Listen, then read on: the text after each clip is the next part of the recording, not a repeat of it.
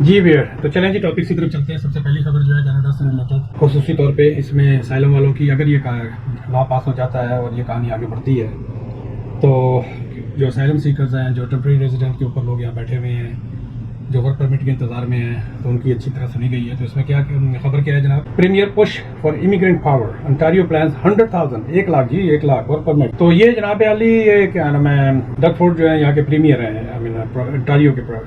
तो ये सेक्शन 95 होता है कॉन्स्टिट्यूशन का, उसको इस्तेमाल करते हुए अपनी ज़रूरत के हिसाब से कोई ना कोई लॉ पास कर सकते हैं। तो बकौल इनके कि इस वक्त हाउसिंग के, आई मीन हेल्थ सर्विस में और कंस्ट्रक्शन की तरफ जो है बहुत ज़्यादा आदमियों की ज़रूरत है। तो इन्होंने बाकी जो प्रीमियर्स हैं उनके साथ मिलके हमें मस्कोका अंटारियो में काउंसिल ऑफ फेडरेशन की मीटिंग के दौरान जो फेडरल है उससे ज़्यादा से ज़्यादा प्रोविंशियल कंट्रोल मांगा, खास तौर पर इमिग्रेशन और वर्क परमिट के मामले में। तो ये खबर थी टोरंटो नाउ के अंदर, इमिग्रेशन न्यू कनाडा। तो उसके अंदर अंटारियो के वजीर आला डगफोर्ड ने ऐलान किया कि वो सूबाई वर्क परमिट जारी करेंगे ताकि अखराजात और लागत बढ़ाने वाले वफाकी ताखीर से बचा जाए। बकौल उनके कि अंटारियो में तकरीबन 1 लाख अफराद जो हैं खासतौर पर असाइलम सीकर्स होटलों में है, क्योंकि गवर्नमेंट की ये जिम्मेदारी है, जैसे ही आप असाइलम क्लेम करते हैं तो आपका जो भी है वेलबींग के लिए आपके डे टू डे एक्सपेंसेस है, आपकी रिहाइश है, मेडिकल है या उससे रिलेटेड जो कुछ भी है, तो उन्होंने रिहाइश दी हुई है इसके अंदर, आपके होटलों के अंदर। तो उन्होंने कहा कि इसकी वजह से फेडरल पे भी और प्रोविंशियल पे भी, ये एटीपिकोक करके एक जगह है यहाँ पर हमारे, ये I call it salad in between sandwich, like from Ontario, I mean sorry, Toronto और मिसागा के बीच में जो है ना एक पट्टी है, उसको एटीपिकोक कहते हैं। तो वहाँ पर अच्छे खासे होटलों के अंदर ये लोग ना, तो बकौल उनके कि they have been waiting over 2 years for work permit, we are not going to sit around and wait for the federal government। तो जब तक उनके डिसीजन होगा, 2 साल से वो बैठे हुए हैं, 3 से 5,000 $4,000 लगा ले आप, तो 70, 72, 75,000 कुछ केसेस में $1,00,000 तक गवर्नमेंट की तरफ से एक असाइलम सीकर फैमिली को मिलते हैं। तो उन्होंने कहा कि चीज़ है कि आप उनको खिला रहे हो भाई, इनको धंधे पे लगाओ, इनके केसेस को अप्रूव करो ताकि ये इनको वर्क परमिट मिले और हमारी उनकी गवर्नमेंट के ऊपर जो बोझ बना हुआ है फेडरल और प्रोविंशियल उससे खत्म हो। और इसके लिए वो कॉन्स्टिट्यूशन 95 का हवाला दे रहे हैं, जो सूबों को, जिससे मैंने पहले कहा है, जो सूबों को इमिग्रेशन से मुतालिक कानून बनाने की इजाज़त देता है बशर्ते के वो वफाकी कानून से मुखातिब ना हो। और इसको मार्कानी ने भी पसंद किया, जो यहाँ के प्राइम मिनिस्टर हैं, लेकिन यहाँ के जो इमिग्रेशन मिनिस्टर हैं उनको ये पसंद नहीं आया है। वफाकी सतह पर वजीर इमिग्रेशन इस नज़रिए से, इस ख्याल से जो है ना, they are bit concern about it, they don't want to do it. तो ये जी यहाँ पर क्या नाम, इमिग्रेशन से रिलेटेड जो एक खास खबर थी वो मैंने आपको बता दी है। इसके बाद नेक्स्ट खबर की तरफ चलते हैं। कनाडा का पासपोर्ट जो है 2025 की आलमी दर्जाबंदी और वीज़ा फ्री ममालिक में पहले वो 7वें पायदान पे था, अब वो 8वें पे चला गया है। तो ये तकरीबन इस वक्त 184 कंट्रीज, पहले 186 कंट्रीज को कनाडा के पासपोर्ट की एक्सेस थी, उसमें वीजा फ्री भी थे और ईटीए वाले भी थे। तो वो स्टिकर वाली कहानी नहीं है, सिर्फ ईटीए। जिस तरह मैं अभी इंग्लैंड गया था तो मुझे ईटीए लेना पड़ा था, ESTS करके है, अभी यूरोपियन यूनियन का शुरू होने जा रहा है। तो गालबन अमेरिका के लिए उन्होंने कर दिया, अभी कनाडा को उन्होंने 2025 तक की छूट दी हुई है, तो यूरोपियन यूनियन के लिए भी आपको वो लेना पड़ेगा। तो कनाडा की जो दर्जाबंदी आती है वो तकरीबन 7वें से 8वें उस पर चली गई है और अमेरिका के अभी भी 8वें या 9वें नंबर के ऊपर है। तो इसकी कहानी क्या है? हाँ, जिस तरह मैंने कहा है कि आपको हेनली पासपोर्ट इंडेक्स 2025 के मुताबिक कैनेडियन पासपोर्ट 8वें नंबर पे है, जिससे उसके जो पासपोर्ट होल्डर है दुनिया भर में 184 ममालिक तक बगैर वीजा या वीजा ऑन अराइवल, जिस तरह इंडोनेशिया गया था मैं, वीजा ऑन अराइवल लेना पड़ा था, $60-70 ठुक गया था, मुझे याद पड़ता है। सेम थिंग बांग्लादेश, $50 से $60 वहाँ ठुके थे। तो कई जगह पे वीजा ऑन अराइवल है, ईटीए है, और कुछ जगह पे टोटली वीजा फ्री है। ये स्कोर पिछले साल 2025 की शुरुआत के मुकाबले में कम हुआ, जब पासपोर्ट रैंक 7वें और 188 मुल्क थे, जिसका मैंने पहले कहा। इसी दुनिया में सबसे ताकतवर पासपोर्ट जो सिंगापुर का है, 193 ममालिक तक उसकी रसाई है, जापान और जनूबी कोरिया में 190 मुल्क के। तो टॉप स्कोरर्स कौन से हैं? सिंगापुर है, जापान, कोरिया है 190 मुल्क, Denmark, France, Germany, Italy, Spain, Finland and Ireland 189 countries, Australia, Belgium, Netherland, Luxembourg, Norway, पुर्तगाल, स्वीडन। हो, पुर्तगाल 4थे नंबर पे यार, खाम खा यार पुर्तगाल वाले कनाडा भाग के आने के चक्कर में वो भाई टिकी रहो, तुम 4थे नंबर पे बैठे हुए।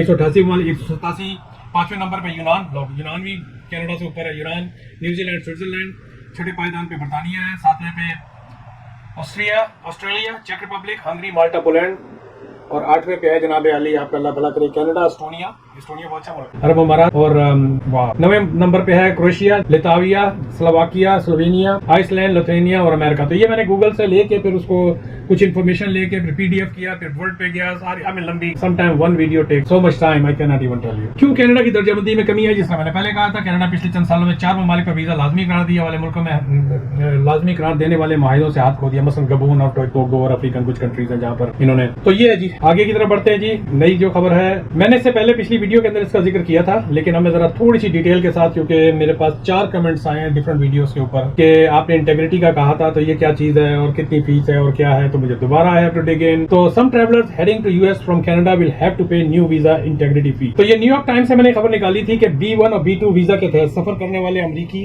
गैर इमिग्रेंट वीजा दरख्वास्त देने वालों के लिए इवन कनाडा के अंदर जो गैर मुल्की हैं, जैसा स्टूडेंट वीजे के ऊपर हैं या वैसे कोई आया विजिट वीजे पे आया हुआ है, तो उसके ऊपर ये लागू होगा, even if you are costing from Canada.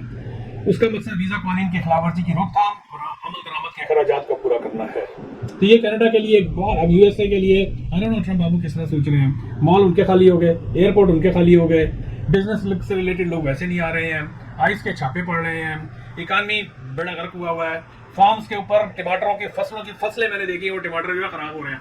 टमाटर देख के मुंह में पानी आ रहा था, हालांकि स्ट्रॉबेरी नहीं है, टमाटर ही है, लेकिन चीज ज़ाया हो रही है ना, इसलिए अफसोस तो करना चाहिए। वीजे, इसको कहते हैं वीजा इंटीग्रिटी फीस। क्या है ये? $250, तकरीबन $250 अमेरिकी डॉलर का इजाफी चार्ज है, जो तमाम non immigrant visa categories J1, M, F1, B2, B1, RPO, L, H1B वगैरह पर वीजा जारी होने के वक्त लिया जाएगा। अच्छा जी, ये वीजा फीस दरखास्त के इब्तदाई चार्जेस के अलावा वसूल होगी, यानी अगर आपकी कोई वीजा फीस वगैरह होती है उसके अलावा यू हैव टू पे। अभी तक ये सेटल नहीं हो सका है कि इसका रिफंड कैसे होगा। क्या if you been a good guy, you behave like अच्छा बच्चा and you are living the country within a time, तो आपके ऊपर ये आपको साढ़े पैसे का तो मिलने के वापस वाली कहानी is not been settled yet. कौन इस लोग इस फीस के ताबे होंगे? लाजमी फीस अदा करने वाला कनाडा में रहायशी वजीर, गैर मुल्की बाशिंदे repeating the same information, temporary permanent resident जिन्हें US immigrant visa non visa दरकार होता है, मसलन भारत, नाइजीरिया, पाकिस्तान वगैरह के लोग हैं जो वहाँ जाना चाहते हैं, तो उनके ऊपर ये 100% वो होगा। अच्छा, आगे लंबी चौड़ी इसकी कहानी है। इसकी जो मेन चीज है असाइलम से रिलेटेड, उसके ऊपर ये अच्छा खासा इसके ऊपर पैसा है। तो ये आगे यही दिया गया है कि फिलहाल रिफंड का तरीकाकार वाज़ेह नहीं किया गया है। ये न्यूयॉर्क टाइम्स की खबर है। और डिफरेंट फीसिस को इन्होंने बढ़ा दिया है। जैसे I-94 की फीस पहले जो होती थी, पहले $6 थी, अब वो बढ़ा के इन्होंने $24 कर दी है। और ESTA ऑथराइजेशन फी जो पहले $21 होती थी, उसको इन्होंने $40 कर दिया है। इसमें जो सबसे बड़ा जो इस फीस के अंदर, इंटेग्रिटी फीस के अंदर है, वो ये है कि जो असाइलम सीकर्स हैं उनकी अलग से फीस है, और कईयों के अंदर हर 6 महीने बाद इसको देना होगा टू मेंटेन इट। इसकी वजह से होगा क्या कि आगे खबर में नीचे उसके एक छोटी सी टुकड़ी दी हुई थी, एक पैराग्राफ था कि फीफा वर्ल्ड कप जो 2026 में होने जा रहा है और ओलंपिक जो 2028 में एक्सपेक्टेड है, तो उसके ऊपर ठीक ठाक किस्म का जो है ना असर पड़ेगा। जो मल्टीनेशनल कंपनीज हैं, जिनके लोग बाहर से आते हैं, उनके पे बहुत ज़्यादा फर्क पड़ेगा। तो आखिर में जो है, in short I can say that कि कनाडा से सियाती या मुख्तसर कारोबारी दौरे के लिए अमेरिका अगर आप जा रहे हैं एज ए सिटीजन या परमानेंट रेजिडेंट, तो आपको वीज़ा फीस नहीं देनी होगी। और अगर आप वीज़ा रिक्वायर्ड एप्लीकेंट्स हैं तो आपको फीस देनी पड़ेगी, कनाडा से रिलेटेड लोग। अच्छा, इसके अलावा एक और कहानी अभी हुई है, वो हुई है आपके एमिरेट्स। अच्छा, एमिरेट्स के यहाँ पर अगर आपको किसी को, अगर आप टोरंटो में रहते हैं या मिसिसागा में रहते हैं, तो 9 बजे तहत और 9:30 बजे एमिरेट्स आती है सुबह के वक्त। तो अगर आपको 380 की लैंडिंग देखनी है तो कम टू डिक्सी रोड के ऊपर, सिल्वर डार्ट रोड उस तरफ से जो 401 की तरफ से आ रही है, और एयरपोर्ट रोड उस तरफ, ब्रैम्पटन को जो है उस तरफ, तो आपको डेरी रोड, डेरी, डिक्सी उधर एयरपोर्ट और इधर सिल्वर डार्ट, तो चारों साइड से जो है आपको देखना ये होगा कि हवा किस तरफ की कैसे है, लैंडिंग किस तरफ हो रही है। तो आप बेहतर, मैं उसकी वीडियो बनाऊंगा कि एक ही दिन में एक ही जगह वक्त पर आप, वैसे तो ताबड़तोड़ जहाज गिर रहे होते हैं, तो 380 का अगर आपको नज़ारा करना है तो you can come to those roads which I just mention. अच्छा जी, दुनिया की सबसे बड़ी मुसाफिर तैयारा वापस टोरंटो की तरफ आ गया, हंगामी सूरत हाल होगी। तो क्या हो गया जी?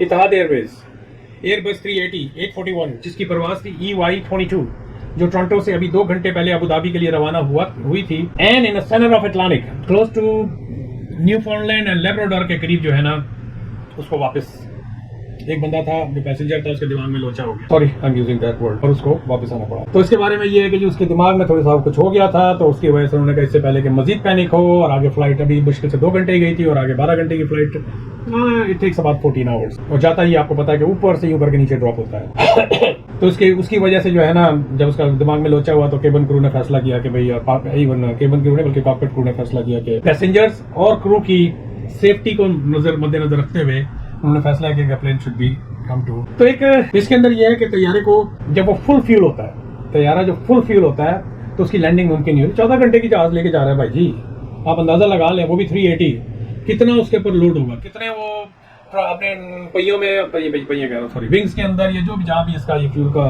स्टोरेज होती होगी, तो landing is always an issue. तो उसके लिए क्या होता है कि फिर जहाज को जो है ना चक्कर काटना पड़ता है। तो आधा घंटे जो है वो अटलांटिक के ऊपर उसने सारा अपना तेल गिराया ताकि उसका वजन कम हो जाए, इसको कहते हैं फ्यूल डंप। तो उसके बाद जहाज की लैंडिंग है। तो हुआ क्या कि जी, तवील परवास के दौरान अचानक यू टर्न ने मुसाफिरों को ज़हनी तस्वीर और उलझन में मुब्तला कर दिया। कई अफराद अपनी अगली परवाजें, मीटिंग्स या खानदानी दौरों से महरूम हो गए, और केबिन में मुसाफिरों को क्योंकि सारी इन्फॉर्मेशन, सारे तो पते खोले नहीं जाते हैं, हमेशा जो है ना खामोश रखा जाता है। I would say about 450 passengers. It's a big wide body plane. तो इससे हुआ क्या कि फ्लाइट ऑपरेशन में तकलीफ हुई, परेशानी हुई, उनके उसके ग्लोबल शेड्यूल में फ़र्क पड़ा, क्रू रोटेशन में फ़र्क पड़ा, और साथ साथ इसको क्या नाम है, एयरलाइन सीरियस हिट एक बंदे के दिमागी लोचे की वजह से। और हुआ क्या कि वो जैसे वो आया, उसको पुलिस पहुंची, एम्बुलेंस और थक कर उसको हॉस्पिटल भेज दिया। तो ये जनाब अली, ये उससे रिलेटेड जो है ना, इत्तेहाद के उससे रिलेटेड ये खबर थी। तो आगे की खबर है जनाब, आगे की खबर इसके बाद अगर है तो मैं देता हूँ, नहीं तो चले भैया। तो ये जनाब क्या नाम है, अब ये 17 मिनट की वीडियो की मेरी रिकॉर्डिंग हुई है। अब मैं इस पर फास्ट ट्रैक करूँगा, स्पीड थोड़ी सी आवाज़ को तेज़ करूँगा, और जो साइलेंस डिटेक्शन है उसको काटूंगा करके ऐप पे लगाए। कल ज़बरदस्त किस्म का बॉलीवुड, मेरी टिकटॉक पे शायद आपको कुछ वीडियो मिल जाएंगी, बॉलीवुड मोज़ैक के नाम से है। फ्राइडे हाफ डे और सैटरडे के दिन था। आज बेतहाशा क्या नाम है फेस्टिवल्स है इधर उधर, लेकिन अनफॉर्चुनेटली इट्स टू हॉट है, इस बार 30-31 डिग्री। तो बेहतर यही है कि जी घर में बैठ के थोड़ा सा माहौल बना के ये वीडियो का पीछे की थोड़ी चीज़ें ऑन करके, तो मैं चलो जी वीडियो लगा देते हैं। चलें वियर, मिलते हैं एक ब्रेक के बाद। मैं तो आदत है बोलता रहूँगा, एक ब्रेक के बाद, like always request again please subscribe my channel.